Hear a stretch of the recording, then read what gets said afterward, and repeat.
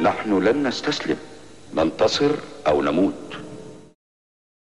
الأخ حسان يسأل يقول عن هذه الصور اللي شاهدناها للقذافي وهو يعني بعد مقتله، هل تنافي الشريعة؟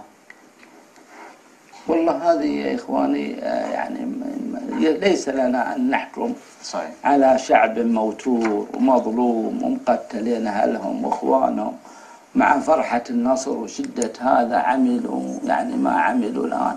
وأنا شاهدت ما فيه تمثيل الآن، أنا لم أرى فيه تمثيل. نعم. يعني الصورة اللي رأيتها البارح ورأيتها اليوم قبل الصلاة أنا ما شفت، لكن بس هم ماسكين براسه ويحرسونه وكذا، لكن التمثيل يا إخواني ما ينبغي. صحيح. عرفت ولا لا؟ وعند ليبيا فيها علماء ينبغي توجيه الأسئلة لهم، وإن يا إخواني فقط نعازرهم. بس بعض الناس يعني يسأل أسئلة يعني أشوف إنها ما في فعلها خير. إخوانك الآن منتصرين، وإخوانك الآن معهم لذة النصر، وأنت جالس لا قتل لك أحد ولا أخذ لك مال ولا أذير، تشرب شاي عند مرتك وتفلسف ببعض الأسئلة اللي أحسن لك لو سكت. نعم، أحسن الله إليكم. معالي الشيخ الدكتور